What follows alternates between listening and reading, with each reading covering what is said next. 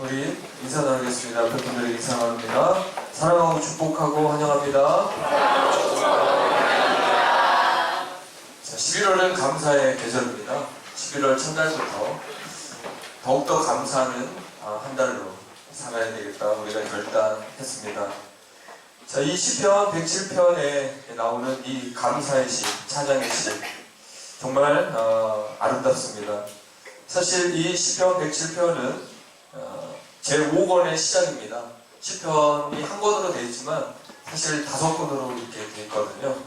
그래서 4권까지는 탄식과 애통과 회개의 내용이 이 3분의 1을 차지했습니다. 살다 보면 우리가 이렇게 탄식, 애통 할 수밖에 없는 환경들이 비일비재합니다. 자, 그러나 이제 우리가 그 광야를 지나고 아픔의 시간을 지나고 결국 하나님이 하신 일들을, 하나님 베푸신 이 기적들을 생각하고 내가 오늘 숨을 쉬고 살고 내가 하나님의 은혜를 입고 산다는 그 성숙한 그 신앙의 단계에 이르렀을 때 우리는 자연스럽게 하나님 앞에 감사의 고백이 또 찬양의 노래가 이루어진다는 것입니다. 자, 그러므로 우리 제5권의 시작인 107편에 나온 첫 말이 여호와께 감사라 그는 선하시며 그 인자심이 영원하미로다라는 이 고백을 11월 한 달 동안 여러분의 평생 동안 간직하고 그렇게 선포하는 인생이 되기를 예수님의 이름으로 간절히 부탁드립니다.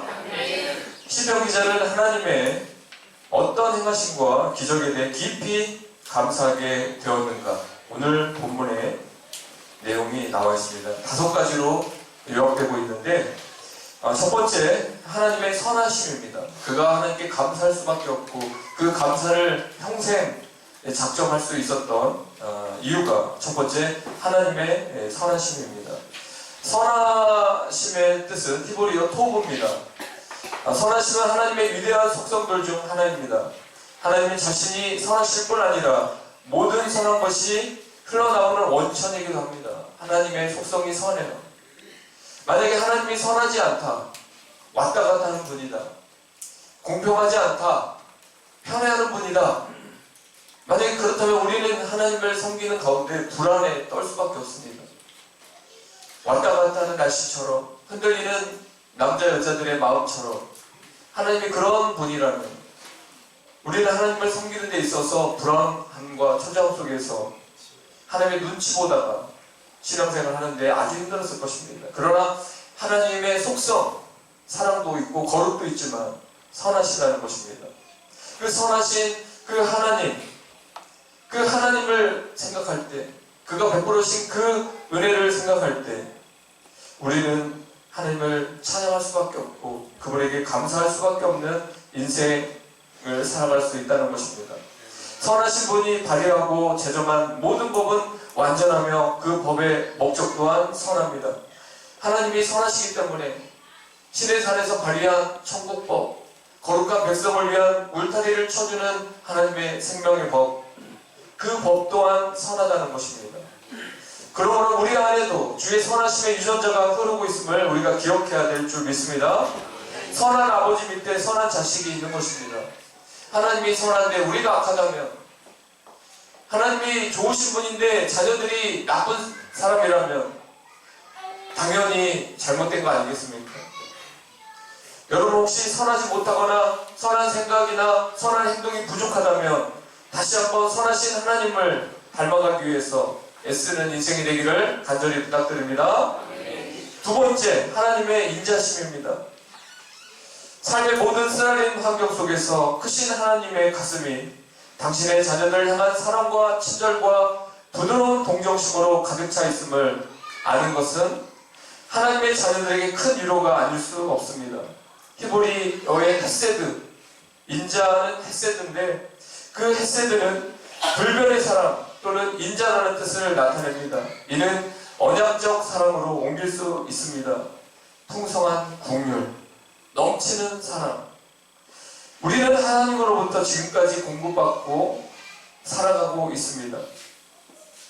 하나님의 그 인자심, 헤세드, 그 중에 제가 그 여러 가지가 있지만 불변의 사랑도 있고 긍휼도 있고 풍성한 사랑도 포함되어 있지만 오래 참아주시는 그 사랑 또한 인자하심의 사랑인 것 같습니다. 부모는 나름대로 자녀를 이렇게 기르면서 오래 참는다고 합니다.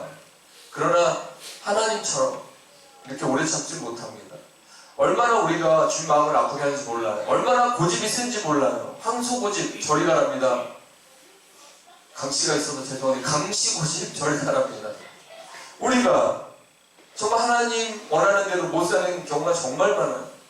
그리고 내가 앞서가려고 하고 내 입장에서 생각하려고 하고 하나님 마음으로 하나님 법대로 살려고 하는 그런 삶이 아니라 정말 버릇없이 살아가는 모습들이 참 많습니다. 그럼에도 불구하고 하나님은 오래 참아주십니다. 탕자를 기다리신 하나님, 우리가 돌아올 때까지 그 마음을 줄 때까지 문을 두드리시고 여전히 우리가 문을 열어주지 않으면 그때는 돌아가지만 다시 와서 문을 두드리며 문 좀 열어달라고 그렇게 오랫동안 기다리시고 참아주시는 그 하나님, 그 헤세드, 그 사랑이 우리 삶에 느껴질 때 우리는 하나님을 영원토록 찬양할 수 있고 그분께 감사의 고백을 드릴 수 있다는 것입니다. 여러분, 주의 인자심을 영원토록 찬양하기를 간절히 부탁드립니다. 세 번째, 대적의 손에서 우리를 속량해 주셨기 때문입니다. 여기에서 대적은 바벨론이 될 수 있습니다. 이스라엘 백성들 정말 고생 많았습니다. 우리 대한민국 국민들 얼마나 고생 많았습니까? 지정학적으로 하필 꼭 강대국 사이에 껴 있어요. 중국, 일본, 하물며 북한도 동족이지만 핵을 가지고 우리를 위협하고 있잖아요. 또 러시아도 있어요. 정말 우리는 대적들이 참 많습니다. 우리 곁에는 가까운 것 같으면서 먼 이웃나라. 자, 그런 대적을 넘어서 영적인 대적이 있습니다. 원수마귀 사탄이죠. 아담과 하와를 변질시킨, 죄악을 심어준 그런 장본인 사탄. 그의 별명은 도둑, 그리고 거짓의 아비, 해방자, 죽이고 빼앗는 게 사명인 대적 마귀입니다. 그 마귀에 속아서 우리가 하나님을 떠나서 우상 숭배를 하게 되는 것이고, 그 마귀의 속삭임에 넘어가서 세상을 사랑하고 돈을 사랑하고 내 인생을 나의 것이라고 그렇게 단정지어버리는 삶을 우리가 살아가게 되는 거죠. 자, 이런 원수마귀의 계기를 통해서 부부가 싸웁니다. 이 대적을 통해서 나라가 분열되고 싸웁니다. 서로 각자 도생합니다. 사랑이 식어갑니다. 분쟁만, 분노만 폭발하고 있습니다. 자, 이런 마귀로 인해서 정신적인 분열, 또 우울증 환자들이 속출하고 있습니다. 사랑이 점점 식어가고 하나님보다 자기를 더 사랑하고 돈이면 다 된다는 이런 세상 속에 많은 사람들이 속고 있습니다. 자, 이렇게 속음이 하나님과 멀어질 수밖에 없죠. 자, 이런 상태에서 하나님께서 찾아오셔서 그들의 대적 가운데서 우리를 건져주신다는 것입니다. 제가 이번 베트남 다낭에 17년 만에 해외에 나가고 왔습니다. 그래서 3박 4일 동안 두루 다니면서 많은 걸 느꼈습니다. 첫째, 공산주의 국가죠. 베트남은 여전히 사회주의입니다. 자본주의가 있다고 해도 그런 어떤 불안감이 있습니다. 근데 그러다 보니까 종교의 자유를 주지 않습니다. 그리고 호텔에 갔더니 향을 피워놔요. 어디 길거리에도 향이 피워져 있어요. 어떤 분은 택시기사가 창가로 보는데 택시에다가 절을 3번 하더라고요. 그 이유가 뭘까 생각했더니 오늘도 무사히, 또 오늘도 돈을 많이 벌게. 왜 차에다가 3번 절을 합니까? 우리나라는 뭐 다릅니까? 예전에, 지금도 마찬가지로 뭐 식당을 열거나 뭐 영화를 찍거나 그러면 돼지머리 갖다 놓고 뭐 구슬하고 절을 하죠.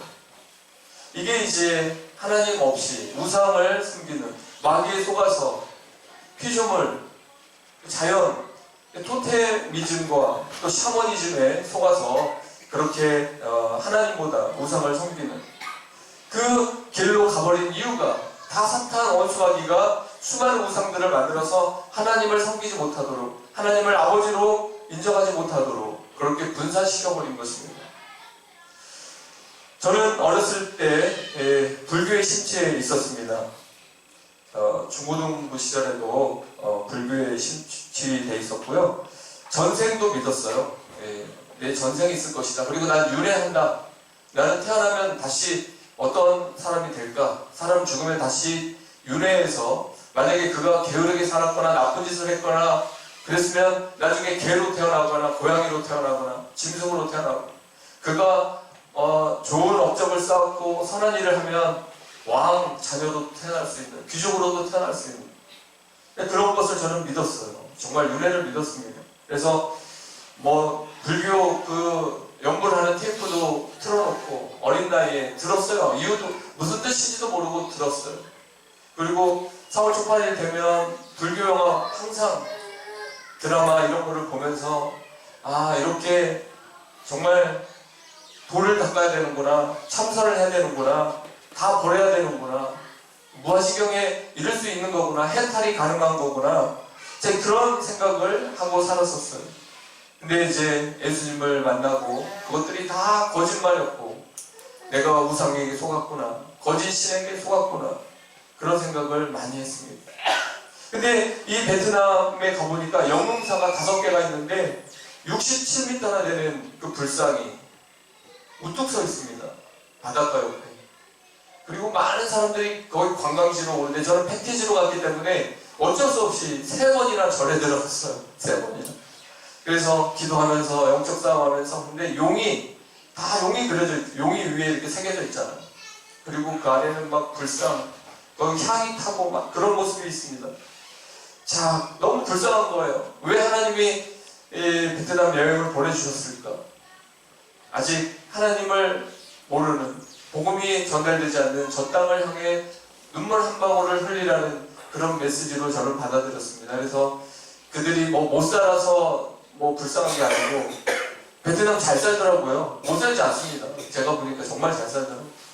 그 영혼들이 불쌍해서, 저렇게 착한 사람들이 태어나서 하나님을 영접하지 못하고 복음을 들어보지 못하고 그렇게 살다가 향 피우고 절하다가 그렇게 인생을 마감하면 어떻게 될까?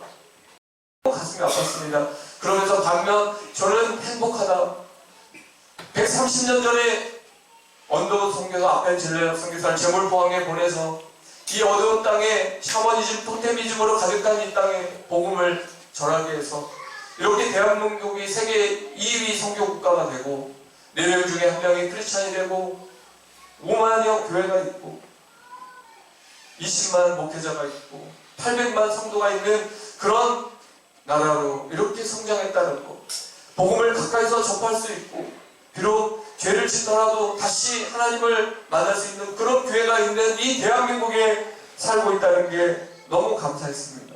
그러면서 또 하나 잊지 말아야 될 것, 이렇게 하나님이 복음을 가까이서 접하게 해줬음에도 불구하고 여전히 믿음 생활을 온전하지 못하게 하고 하나님과 관계가 여전히 멀다면 그 책임에 대한 하나님의 심판을 견딜 수가 없겠구나. 저런 사람들은 착해도 복음을 듣지 못하는 환경 속에서 고통하는데 우리는 마음껏 복음을 들을 수 있고 주님의 그 사랑, 인자심과 선하심을 경험할 수 있는, 마보할 수 있는 그런 삶을 하나님이 다 누리게 해줬음에도 불구하고 겨우겨우 신앙생활을 한다던가 하나님 아버지를 주인으로 섬기지 못하고 여전히 살아가고 있는 그런 모습이 있다면 우리는 포기하고 회개해야 되겠다고 생각했습니다. 그 베트남 여행을 하는데 그 가이드가 태국에서 16년을 이렇게 활동하다가 베트남 다낭으로 옮겼더라고요. 근데 그 태국 얘기를 해주는데 태국에는 사람들이 행복하대요. 태국 사람들이 베트남 사람보다 더 행복하대요. 그래서 이유가 뭐냐 그랬더니 그들은 그냥 운명을 받아들인대요. 불교 국가잖아요. 운명을 받아들인다는 거죠. 자기가 가난하면 그 전생에 자기가 게으르게 살았거나 나쁜 짓을 했기 때문에 이걸 운명이다. 그럼 이걸 가지고 불평하고 나는 왜 못 사니, 흡수전이, 이런 얘기를 안 한다는 거예요. 그래서 이제 개가 문틈에 있고 이렇게 개가 마당에 있고 거리에 있어도 그 개를 개로 보는 게 아니고 사람으로 생각하는 거죠. 전생에 사람이었는데 개로 태어나. 또 계속 윤회한다는 그런 운명론적, 숙명론적인 이 사고에 그들이 갇혀 있는데 오히려 그것을 받아들이기 때문에 행복하다는 거죠. 불만, 불평이 없다는 겁니다. 그래서 제가 이제 그런 얘기를 했습니다. 태국에 제일 동성애가 심하고 젠더가 제일 많은데 그런 불교가 선을 행한다고 뭐 서로 이렇게 먹을 거 없이 죽지 않고 서로 시주를 해서 가난한 사람이 절에 가서 먹을 수 있고 그래서 다 공평하게 그렇게 나름대로 산다는데 왜 젠더가 제일 많은가요? 태국에. 네? 남자가 여자, 여자가 남자가 되는 그런 게 태국이 제일 많잖아요.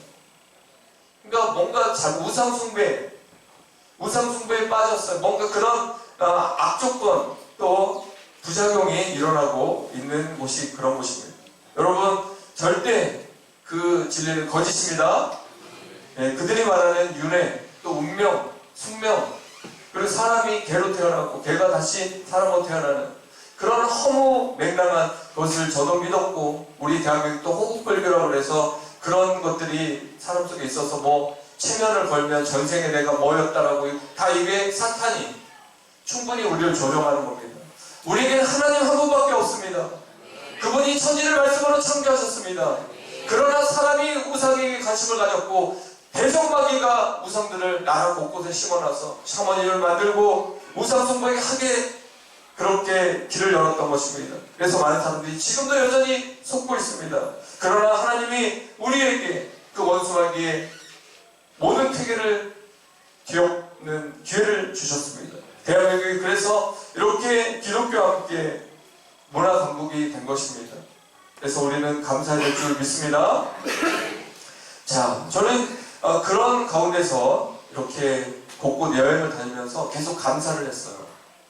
여기 가도 감사. 비록 절에 가도 이런 것을 보게 하시는 감사. 뭔가 여행을 다니면 사람이 변화되잖아요. 그래서 책도 추천하지만 무조건 여행을 가라고 한대서 거기에서 뭔가를 보면서 배우는 거죠. 하다못해 우리가 여기 요양병원에 가잖아요. 다운 요양병원에 2주째 갔고 하지만 거기 어르신들 보세요. 감사할 게 하나도 없잖아요. 요양병원에 계시잖아요. 외롭잖아요. 근데 그들이 감사합니다. 예배드리러 적극적으로 참여합니다. 그들은 불쌍한 사람들이 아닙니다. 그들은 하나님을 신뢰하는 사람들입니다. 그런 모습들을 이렇게 보면 저절로 감사가 나오고 야, 나는 저 어르신들을 통해서 정말 많은 걸 배우는구나. 저분들이 저런 상황에서도 끝까지 하나님을 붙들고 예배를 기다리고 일주일을 기다리면서 하나님 말씀 듣고자 그 3시에 피곤함에도 불구하고 스스로 자원해서 그 예배의 자리로 나오는 그 모습을 보면서 그들의 감사를 보면서 다시 한번 도전을 받게 됩니다. 저는 이렇게 다니면서 여행을 다니면서 순간순간 그렇게 감사를 했습니다. 감사는 하루 일과를 모두 마친 후에 몰아가면서 감사하는 것보다 매 순간순간마다 감사해야 되는 것입니다. 하나님께서 대적의 그 소나기에서 나를 벗어나게 하셨다. 내 마음대로 살고 싶고 내가 옳다라는 그 세계에서 나를 꺾으셔서 광야에서 넘어뜨리고 훈련시켜서라도 나를 하나님 품으로 인도하셨다. 그게 감사해서 매 순간순간마다 여러분이 걸어갈 때든지 무슨 일을 할 때든지 쉬는 시간이 될 때든지 하나님 감사합니다.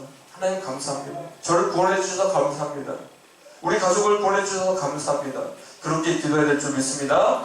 골로새서 4장 2절에 기도에 힘을 쓰십시오. 감사하는 마음으로 기도하면서 깨어 있으십시오. 여러분이 항상 기도해야 되고 삶이 기도고 기도가 삶이지만 그 기도 내용 중에는 항상 감사하는 마음이 포함되어야 된다는 것입니다. 나를 구원하신 주님 감사합니다. 자칫 잘못했다가 영원한 영벌에 처했을 인생을 끝까지 포기하지 않고 그의 선하신과 인자하심과 그 가운데 또 대적들을 깨뜨리시면서까지 저를 구원해 주신 그 하나님의 사랑 영원히 감사합니다라고 그렇게 고백하면 우리 나가기 원합니다. 네 번째, 줄이고 목마른 우리를 고통 가운데 건져 주셨기 때문입니다. 지금 사회를 피로 사회라고 합니다. 초경쟁 사회라고 합니다. 그러다 보니까 살아가는 인생 가운데 피곤한 인생들이 많습니다.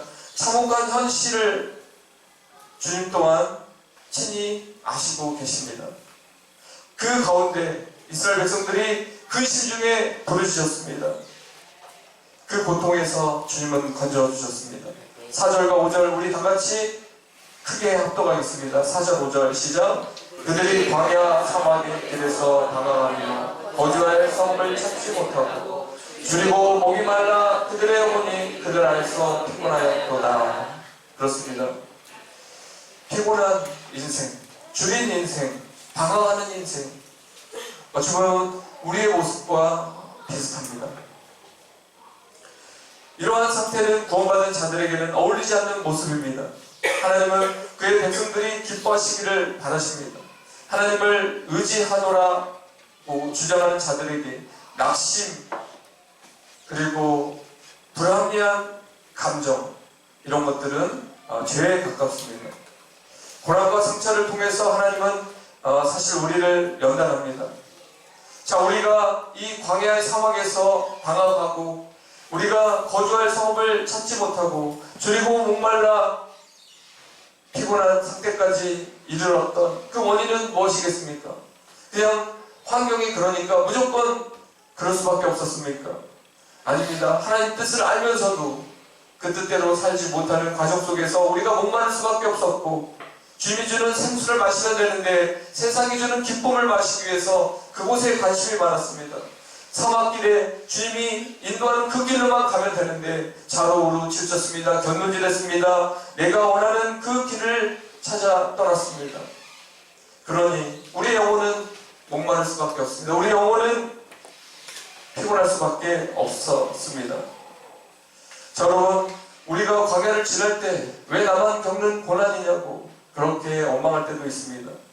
그러나 그렇게 생각하지 말고 오히려 하나님이 바른 길을 주시기 위해서, 하나님의 온전한 삶을 우리에게 선물하시기 위해서 나의 길을 막으셨다라고 생각하십시오. 그래서 결국 선한 길로 인도하시는 그 하나님의 작정과 애정과 견인이 있다는 사실을 기억하시기 바랍니다. 우리가 살아가다 보면 내 고집대로 내 마음대로 주님을 떠나서 한번 살아보려고 합니다.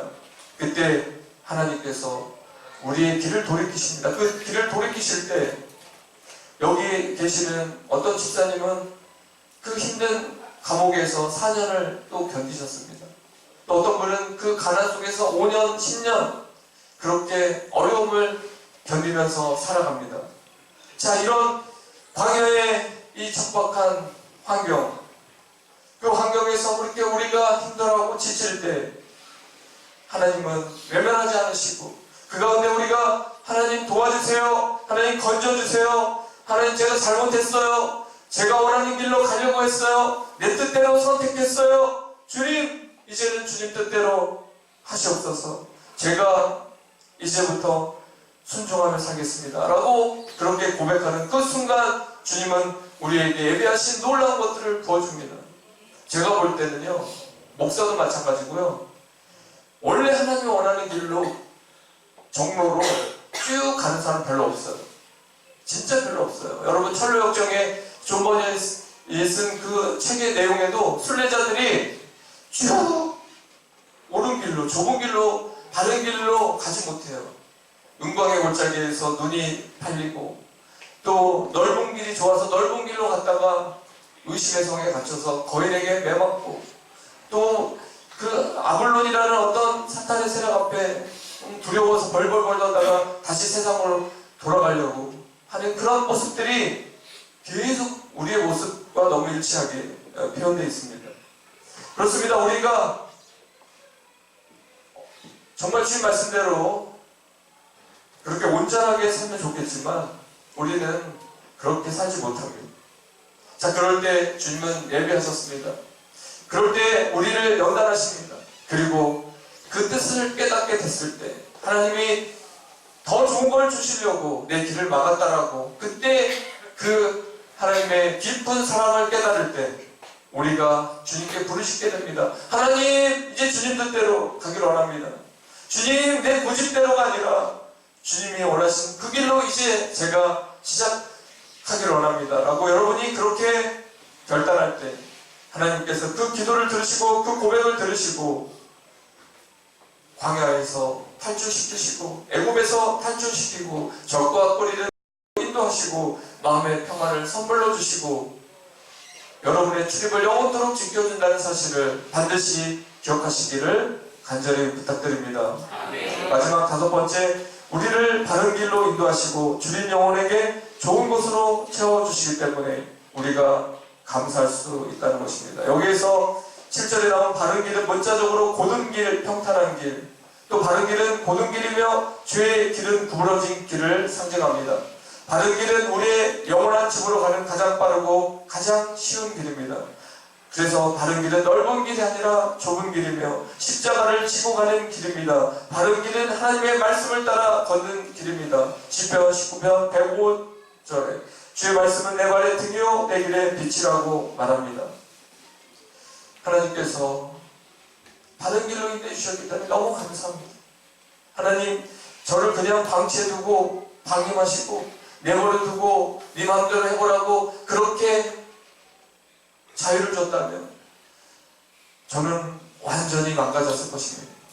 그런데 하나님께서 그때그때 바른 길을 제시해 주시고 이 길을 가라고 사인을 보내주시고 그러기 때문에 하나님께 감사할 수밖에 없습니다. 여러분 그러시죠? 하나님 여러분을 바른 길로 인도하고 계신 걸 믿으십니까? 아멘. 말씀으로 여러분의 길을 인도하고 있습니다. 제가 어렸을 때 그 돼지를 이렇게 교배하기 위해서 이렇게 막 다른 동네에서 돼지를 이렇게 몰고 올 때도 있고 우리가 저희 가정에서 다른 집으로 이렇게 돼지를 몰고 갈 때가 있는데 돼지는 계속 삐뚤삐뚤 갑니다. 이쪽으로 갔다 저쪽으로 가면 계속 때리면서 다른 길로 가게 합니다. 그리고 소도 마찬가지입니다. 소도 어렸을 때 그 2-3시간 이렇게 소를 몰아 이렇게 다니면서 풀밭으로 다녀야 일단 그 점심이 해결돼요, 소가. 그러니까 어린 나이에 초등학교 4학년, 5학년 때부터 소를 몰고 이렇게 풀이 많은 곳을 다니죠. 근데 막 남의 밭에 있는 고추 밭에 있는 고추를 막 이렇게 먹으려고 하면은 막 고삐를 당깁니다. 그리고 막 때립니다. 그리고 또 어르신들이 그 논을 갈 때 소가 막 멈춰서 있으면 엄청 때립니다. 그래서 빨리 가라고. 아무튼 어떤 방향 제시, 신호등처럼 방향 제시를 해주는 그 하나님의 사인이 없다면 분명 여러분이 하고 싶은 선택을 했을 때 실수를 많이 했을 것입니다. 그래서 목사가 있는 것이고 멘토가 있는 것입니다. 우리 청년들, 우리 행복한 교회는 결혼한다 그러면 어땠습니까? 그것을 이제 같이 고민하고 기도해보고 그 남자친구, 여자친구에 대해서 좀 같이 고민해보고 어떤 사람인지 기도도 해보고 그러면서 결혼에 대해서 이렇게 좋은 남자니까 잘 사귀어보고 또 이 사람은 너무 아닌 것 같다 그러니까 좀 더 기도해봐야 되겠다 이렇게 또 말해줍니다. 그렇게 하나님도 마찬가지로 여러분들의 모든 삶에 개입하셔서 길을 열어주신다는 사실을 반드시 믿으시기 바랍니다. 자, 그렇습니다. 이제 좋은 곳으로 채워주시고 만족함으로 채워주십니다. 그 하나님의 이 사랑이 여러분 다가오고 있습니다. 가까이 있습니다. 그렇게 인도하셨던 하나님이 앞으로도 여러분의 인생길을 바른 길로 인도하실 것입니다. 그러므로 여러분들은 여호와께 감사하시기 바랍니다. 그 선하심에 감사하시기 바랍니다. 그 선하심과 인자하심을 평생도록 찬양하시기 바랍니다. 여러분을 속량했습니다. 여러분을 대적의 손에서 건지셨습니다. 광야에서 피곤하고 지칠 때 여러분을 건져주셨습니다. 그리고 바른 길로 인도해 주셨습니다. 이 은혜를 기억하면서 11월 한 달 동안 감사의 고백을 쏟아내십시오. 감사의 편지를 쓰십시오. 감사의 기도를 올려드리십시오. 감사의 삶을 표현하십시오.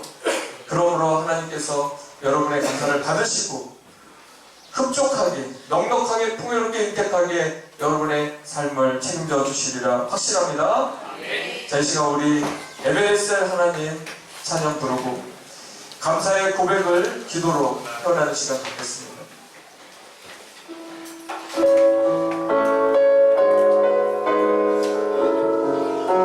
지금까지 인도하신 하나님, 바르게 인도하신 하나님, 그분의 에베네셀 하나님이십니다.